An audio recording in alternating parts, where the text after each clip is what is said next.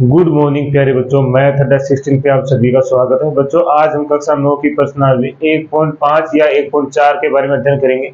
नई वाली बुक में बच्चों 1.4 है और पुरानी वाली बुक में 1.5 की प्रश्नावली है। तो हमने इसके उदाहरण कर लिए थे। अब हम इसके क्या करेंगे, क्वेश्चन स्टार्ट करेंगे। क्वेश्चन स्टार्ट करने से पहले सभी बच्चों से निवेदन है कि मैथ अड्डा 16 के चैनल को आप सभी को सब्सक्राइब करना है, ज्यादा से ज्यादा अपने दोस्तों के पास शेयर करना है, लाइक और कमेंट करना है, और जो आपको बेल आइकन दिख रहा है उसको प्रेस करना है ताकि आने वाला नोटिफिकेशन सबसे पहले आपके पास पहुंच सके और आप क्लास का आनंद ले सके। बच्चों आपसे इसके कोई पैसे नहीं लिए जा रहे हैं, आपको बस गुरु दक्षिणा में केवल आपको सब्सक्राइब और कमेंट और लाइक करना है ताकि हमारा मोटिवेशन बढ़े और हम और से अधिक आपको अच्छा सा क्लास पढ़ा सके। तो चलो बच्चों अब क्वेश्चन स्टार्ट करते हैं। तो देखो क्वेश्चन नंबर 1, बताइए नीचे दी गई संख्याओं में कौन सी परिमेय संख्या परिमेय है और कौन सी अपरिमेय संख्या है। तो बच्चों इसको स्टार्ट करने से पहले आपको बताएंगे कि याद रखना, जब भी हम परिमेय संख्या में क्या बच्चों परिमेय संख्या में अपरिमेय संख्या घटाएंगे, क्या घटाएंगे, परिमेय संख्या में अपरिमेय संख्या घटाएंगे तो हमेशा आती है अपरिमेय संख्या। क्या आती है बच्चों, अपरिमेय संख्या। और अपरिमेय संख्या आपको मैंने बताया था कि रूट में जितनी भी संख्याएं होती है, रूट के अंदर जितनी भी संख्याएं होती है वो सभी की सभी क्या होती है, अपरिमेय संख्या होती है। साथ में जैसे पाई भी क्या होती है, अपरिमेय संख्या। तो और बहुत सारे मान होते हैं लेकिन हमारे तो ज्यादा क्या चलता है, रूट चलता है और एक पाई चलता है। तो याद रखना रूट के अंदर या पाई के रूप में जो संख्या है वो सभी की सभी क्या होती है, अपरिमेय संख्या। तो आपको मैंने ये क्यों बताया कि परिमेय संख्या में अपरिमेय संख्या घटाने पे क्या आती है, अपरिमेय संख्या। जैसे वो नहीं सुना आपने कि प्लस को गुणा करते माइनस से तो माइनस आता, उसी तरह परिमेय संख्या में अपरिमेय संख्या घटाएंगे तो अपरिमेय संख्या आती है। इस बात का ध्यान रखना आपको। तो चलो अब क्वेश्चन को स्टार्ट करते हैं। तो आपको देखना है, यहां लिखा हुआ है कि 2 माइनस रूट 5 परिमेय संख्या है या अपरिमेय संख्या। तो आपको लिखना है, मैंने अभी बताया है ये परिमेय संख्या है, ये अपरिमेय संख्या है। क्यों मैं इसके नीचे 1 लगा दूं तो ये परिमेय संख्या बन गई क्या, इसके नीचे 1 लगा दो तो इसी देखो ये परिमेय संख्या बन गई। ये बनी तो परिमेय संख्या लेकिन रूट 5 क्या होती है, अपरिमेय संख्या होती है। इसका मतलब 2 परिमेय संख्या में क्या घट रही है, अपरिमेय संख्या। तो ये क्या कहलाएगी, अपरिमेय संख्या, अपरिमेय संख्या है। क्या है बच्चों, ये अपरिमेय संख्या। याद रखना परिमेय संख्या में अपरिमेय संख्या घटाएंगे तो अपरिमेय संख्या आती है। दूसरा क्वेश्चन ये वाला देखो, पहले इसको सरल करेंगे। तो देखो इसको कोष्टक से बाहर निकालेंगे, 3 प्लस रूट 23 माइनस रूट 23। देखो दोनों संख्या सेम है, ये प्लस की ये माइनस की, तो ये दोनों तो सॉरी दोस्तों, ये देखो ये दोनों कैंसिल हो गया। तो यहां कितना बचा, 3। अब 3 तो है, इसके नीचे मैं 1 लगा दूं तो देखो ये क्या पी बेटे क्यू के रूप में हो गई, क्या क्या किसके रूप में हो गई है, पी बेटे क्यू के रूप में। और जो संख्या पी बेटे क्यू के रूप में होती है वो क्या कहलाती है, परिमेय संख्या कहलाती है। तो इसका मतलब ये क्या है, परिमेय संख्या।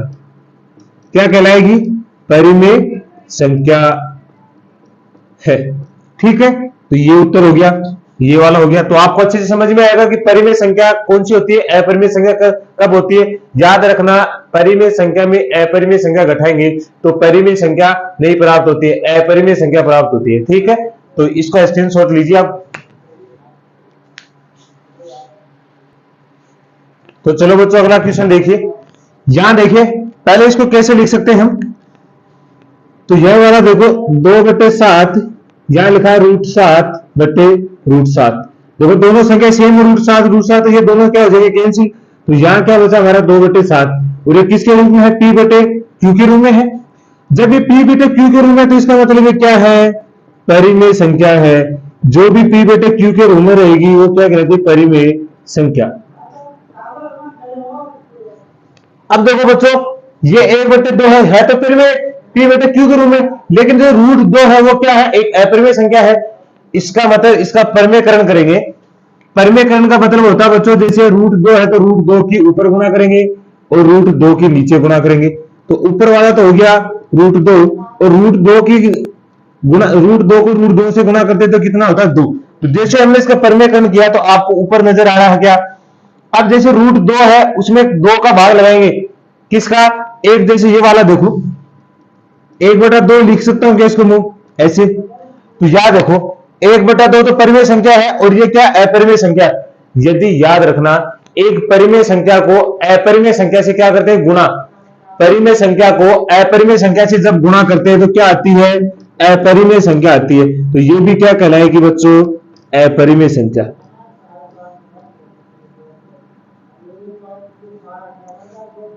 अपरिमेय संख्या क्या कहलाएगी, अपरिमेय संख्या कहलाएगी। तो आपको समझ में आ गया, परिमेय संख्या को अपरिमेय संख्या से गुणा करते हैं तो अपरिमेय संख्या आती है। परिमेय संख्या में अपरिमेय संख्या घटाते तो भी अपरिमेय संख्या आती है। तो सभी बच्चों को अच्छे से समझ में आया होगा। तो आप बच्चों इसका भी स्क्रीनशॉट लेंगे। चलो बच्चों अगला क्वेश्चन देखिए। यहां देखो क्या लिखा हुआ है, 2 पाई। क्या लिखा, 2 पाई। क्या मैं इसे लिख सकता हूं क्या 2/1 और इसको पाई/1 लिख सकता हूं या पाई लिख दूंगा। तो यहां देखो इसका मतलब तो हो गया ये 2/1 और पाई का मान क्या होता है बच्चों, याद रखना 22/7। ये लगभग होता है, ये अपरिमेय मान ही होता है। इसका क्या होता है, अपरिमेय। पाई तो एक अपरिमेय संख्या है, तो इसका मतलब ये परिमेय संख्या होगी क्या, ये वाली। ये तो परिमेय संख्या और ये होगी अपरिमेय संख्या। अभी मैंने आपको बताया है कि परिमेय संख्या को अपरिमेय संख्या से क्या करते हैं, गुणा। तो क्या आता है, अपरिमेय संख्या आता है बच्चों। क्या आता है, अपरिमेय संख्या है। इसका मतलब आपको अच्छे से समझ में आएगा, क्योंकि अभी इससे पीछे किया मैंने कि परिमेय संख्या को अपरिमेय संख्या से गुणा करते हैं तो क्या आता है, अपरिमेय संख्या ही आता है। तो ये भी आपको समझ में आएगा, इसका भी स्क्रीनशॉट लेंगे आप। अगला क्वेश्चन देखिए बच्चों, लिखा निम्नलिखित व्यंजकों में से प्रत्येक को सरल करना है। हमने पहला और दूसरा पार्ट लिया, इसके 4 पार्ट है तो 2 हमने लिखा है, हल करना है। देखो ये वाला तो ए है, ये वाला बी है, ये वाला सी है, ये वाला डी है। अलग अलग हो गया, मतलब ये a+b, ये c+d। मैंने ये आपको सूत्र लिखाया था, आपको याद हो तो। देखो चूंकि मैंने आपको सूत्र लिखा था √a + √b, ठीक है। दूसरा लिखाया था √c + √d, ये वाला सूत्र लिखाया था। और आगे मैंने क्या लिखाया था, √ab इधर नीचे लिख देते हैं। इसी का जो हल होता है वो क्या होता है, √ab प्लस, ठीक है, √ac होता है। ये √ac प्लस √ad, ठीक है, √bc प्लस √cd। ये होता है, ये होता है कि नहीं होता है। अब देखो इसका मतलब इस संख्या को इस संख्या से गुणा किया है, तो यहां से देखो इस पहले क्या करना है, इसको इससे गुणा करना है। तो आपको लिखना है 3 2 + √2, ठीक है। पहले इसको इससे गुणा करना, अब की बार इसको इससे करना प्लस √3 को 2 + √2 से गुणा करना। एक बार आपको इस पूरे से गुणा करना है इसको, दूसरी बार इसको इससे पूरे से गुणा करना है। तो हमने कर दिया, अलग अलग लिख दिया। अब अंदर गुणा कर दो इसकी 3 की, 3 अंदर जाएगा तो 2 × 3 + 3 × √2, ये अंदर जाएगा तो 2 × √3, ठीक है। और ये अंदर जाएगा तो क्या होगा, √3 × √2, ठीक है। तो यहां तो देखो क्या हो गया, 6 + 3 √2, ये हो गया 2 √3। ये वाला देखो मैंने आपको एक बात बताई थी, क्वेश्चन आपको याद हो तो सूत्र ये वाला, √a + b बराबर क्या होता है, √a × √b। ये वाला सूत्र आपको बताया था मैंने। तो यहां लग रहा है कि ये, तो इसको क्या लिख सकते हैं, 3 × 2। तो यहां से क्या हो गया बच्चों, यहां देखो ये तो हो गया 6 + 3 √2 + 2 √3 और ये क्या हो गया √6। तो ये हमारा क्या है, हल है। ये बच्चों हमारा क्या है, हल है। आपको यही छोड़ देना है, ये आपका क्या है, उत्तर है। तो अब ये तो आपको अच्छे से समझ में आ गया होगा। देखो पहले इस वाली संख्या को इस पूरी संख्या से गुणा करना है, तो मैंने यहां लिख दिया, फिर प्लस का निशान लगा दो, प्लस है। अब इस √3 से इस पूरे को गुणा कर दो फिर से, तो ये हो गया। अब यहां से गुणा करेंगे तो ये हमारे पास हल है। अब उसको देखो, देखो ये किस में लिखा है, a - b, a + b, a - b के रूप में लिखा है, तो इसको लिखते हैं a² - b²। चूंकि मैंने सूत्र लिख दिया, सेम ऐसे लिखा कि a + b, a - b, तो यहां सूत्र लगाओ ये वाला। तो देखो a तो ये है, b ये है, तो इसका करेंगे 3 का स्क्वायर - √3 का स्क्वायर। 3 का स्क्वायर माने रूट 3 का स्क्वायर हो गया, यहां से 3 का स्क्वायर होता है 9, और रूट से देखो स्क्वायर कैंसिल हो जाएगा तो यहां बचेगा 3, तो 9 में से 3 गया तो कितना बच गया 6। तो यहां हमारा उत्तर हो गया। ये तो देखो आसान है, सूत्र ही लगाना है, डायरेक्ट हमने सूत्र लगाया उत्तर आ गया। तो आप सभी को अच्छे से समझ में आएगा बच्चों, तो आप इसका स्क्रीनशॉट लेंगे।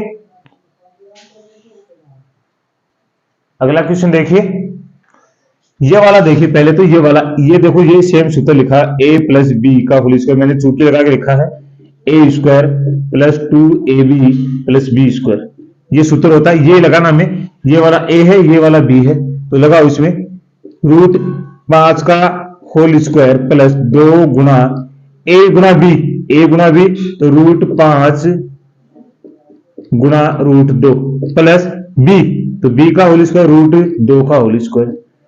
देखो रूट से क्या होता है, स्क्वायर कैंसिल हो जाता है, ये वाला कैंसिल हो गया, तो यहां तो हो गया 5 प्लस ये हो गया 2। मैंने आपको एक सूत्र लिखा है तो याद हो आपको, ये वाला चूंकि root a plus b root a गुना रूट b ये वाला होता है, तो यहां लग रहा है क्या, तो इसको क्या लिखेंगे रूट 5 गुना 2, ठीक है, और ये हो गया 2, 5 और 2 कितना हो गया 7 प्लस 2 रूट कितना हो गया 5 दूनी 10, ये आपके उत्तर है। इसके उत्तर क्या आ गया ये वाला, तो आपको अच्छे से समझ में आएगा। तो अब अगला क्वेश्चन देखिए, ये वाला आपको ध्यान में, तो ये कौन सा लिख रहा है a माइनस बी, देखो सूत्र में इससे पास ही लिख रहा हूं a प्लस बी, अभी जो हमने किया है a square minus b square, same ऐसा लिखा, फर्क कितना केवल ये रूट में है, ये किस में है बिना रूट में। अगर ऐसा लिखना चाहो तो ये हो जाएगा, आप लिखना चाहो तो ऐसे भी हो सकता है, ये लिखोगे रूट a, मैंने ये सूत्र लिखा है आपको याद हो तो root a minus root b, ठीक है, root a plus root b बराबर क्या होता है a माइनस बी, ये सूत्र आपको मैंने लिखा है, तो इसी सूत्र पे लगा देंगे, तो लगाओ।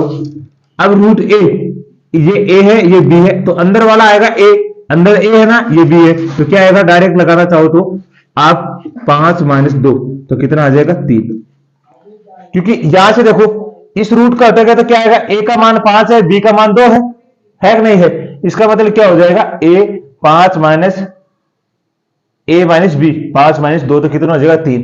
अगर ऐसे नहीं समझ में आया तो बच्चों ऐसे देख लो, फिर इसका दूसरा तरीका ये वाला देखो, ये नहीं आया तो ये वाला सूत्र लगा दो, ये वाला a माइनस बी, तो क्या लिखेंगे, ये वाला लगाएंगे तो रूट 5 का होल स्क्वायर माइनस रूट 2 का होल स्क्वायर, स्क्वायर से रूट कैंसिल हो गया क्या, तो यहां से क्या बचा 5 माइनस 2, तो भी कितना आता है 3। आपको जो भी अच्छा लगे वो तरीका लगा लेना, तो बच्चों आपको अच्छे से समझ में आएगा, इसका भी स्क्रीनशॉट लेंगे।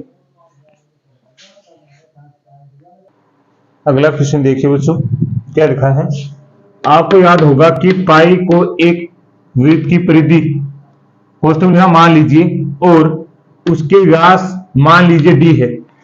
इसमें बोला गया है कि एक पाई को आपको वर्ग की परिधि मान लेना है और व्यास को आपको d मान लेना है, कि अनुपात से परिभाषित किया जाता है, अर्थात पाई बराबर c बटा d है। इस तथ्य का अंतर्विरोध प्राप्त हुआ प्रतीत होता है कि पाई एक अपरिमेय संख्या, अतः अंतर्विरोध का निराकरण आप किस प्रकार कर सकते हैं। कहा गया है कि आप अंतर्विरोध का निराकरण आप किस प्रकार कर सकते हैं, तो देखो इसमें ये लिखा है,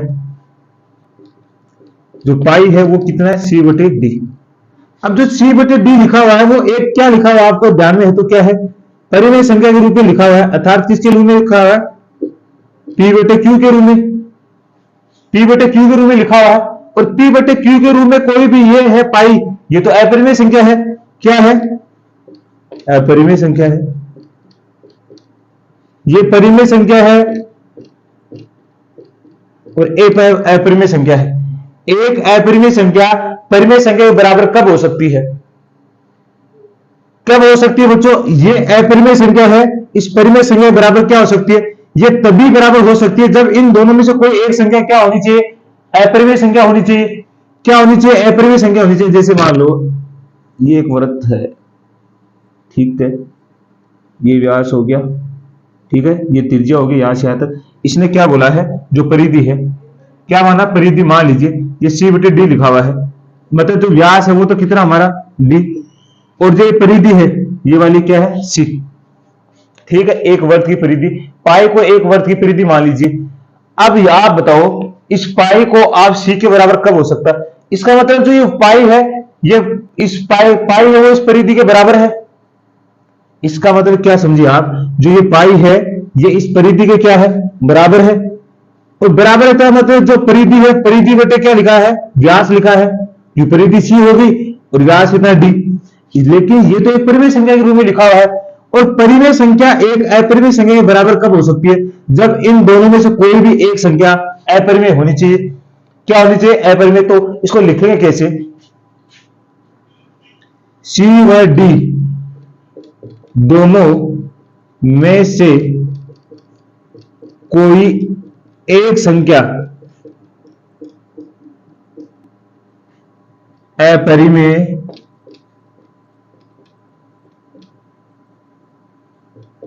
होनी चाहिए। क्या होनी चाहिए? अपरिमेय होनी चाहिए। अतः क्या लिखेंगे? अतः पाई एक अपरिमेय संख्या है। ऐसे लिख सकते हैं हम। तो ये लिख सकते हैं कि इन दोनों में से कोई एक भी संख्या अगर अपरिमेय है तभी ये क्या हो सकती है? अपरिमेय संख्या बराबर हो सकती है। तभी तो अपरिमेय संख्या हो सकती है। इसका मतलब ये पाई कब हो सकती है अपरिमेय संख्या? जब इन दोनों में से कोई भी एक संख्या अपरिमेय होगी तभी ये जो है पाई ये सी बटे डी के बराबर हो सकती है। तो आपको ये अच्छे से समझ में आया होगा, तो आप इसका स्क्रीनशॉट लेंगे। अगला क्वेश्चन देखिए बच्चों, यहां हमने डायरेक्ट लिखा 5 का, क्या हमने 4 का क्वेश्चन नहीं किया क्योंकि हमारे पास प्रकार पेंसिल की सुविधा नहीं है। तो हम जो अगला जो 4 का क्वेश्चन है वो अगली प्रश्नावली में अगले दिन कर लेंगे। तो आप सीधा हम 5 के क्वेश्चन में आते हैं। तो 5 का क्वेश्चन देखिए, निम्नलिखित के हरों का परिमेयकरण करना। परिमेयकरण मैंने आपको पहले समझा दिया था, पीछे वाली क्लास देखना। जो उदाहरण मैंने बताया सभी में परिमेयकरण किया है, फिर भी आप ये वाला देख लो। परिमेयकरण का मतलब होता है कि जो नीचे हर में हरों का करना है, नीचे जो हर में जो संख्या लिखी होती है बच्चों, जो नीचे हर में जो संख्या लिखी होती है इसे अंश बोलते हैं। इसे हर, जो हर में जो संख्या लिखी होती है उसके ऊपर नीचे क्या करते हैं? गुणा करते हैं। तो √7 का ऊपर गुणा और √7 का नीचे गुणा। ऊपर वाली से गुणा होगी तो क्या होगा? √7, और नीचे वाले से गुणा करें √7 को √7 से गुणा करते हुए कितना आता है? 7। ये मैंने आपको पिछली क्लास में बता दिया है कि जब भी किसी रूट की संख्या को सेम रूट की संख्या से गुणा करते हैं, रूट में जो भी लिखा होता है वो इसका क्या होता है? उत्तर होता है। तो ये वाला हो गया, इसका मतलब ये हो गया इसका परिमेयकरण। अब परिमेयकरण करना उस वाले का, दूसरा का, तो उसका देखो फिर इसका करेंगे। तो इसका कैसे करेंगे? 1/√7 माइनस √6। तो ये थोड़ा इससे अलग क्वेश्चन है। तो इसका देखो बच्चों, इसमें प्लस वाला √7 माइनस √6 लिखा है, तो आपको इसको प्लस बनाना, प्लस बना के ऊपर नीचे गुणा करना। तो कैसे करेंगे? तो √7 प्लस √6 बटे √7 प्लस √6। √7 प्लस √6 के ऊपर नीचे, √7 प्लस √6 के नीचे। ऊपर वाला तो ऊपर वाले से गुणा होगा तो क्या होगा? √7 प्लस √6, और नीचे वाला क्या बन गया है? √7 माइनस √6 और √7 प्लस √6। आपको याद हो तो इसका एक सूत्र है a माइनस बी, या a प्लस बी लिख देंगे, या a minus b. a plus b बराबर होता है a² माइनस b²। तो यहां लगाएंगे इसके नीचे, तो ये तो हो गया √7 प्लस √6। इसमें लगाएंगे तो देखो ये a है, ये b है, ये a है, ये b है, तो यहां लगाएंगे √7 का होल स्क्वायर माइनस √6 का होल स्क्वायर। तो यहां से क्या आएगा? √7 प्लस √6 बटे में क्या आएगा? 7 का देखो रूट से स्क्वायर कैंसिल हो गया, तो यहाँ आएगा 7 माइनस 6। तो क्या आएगा?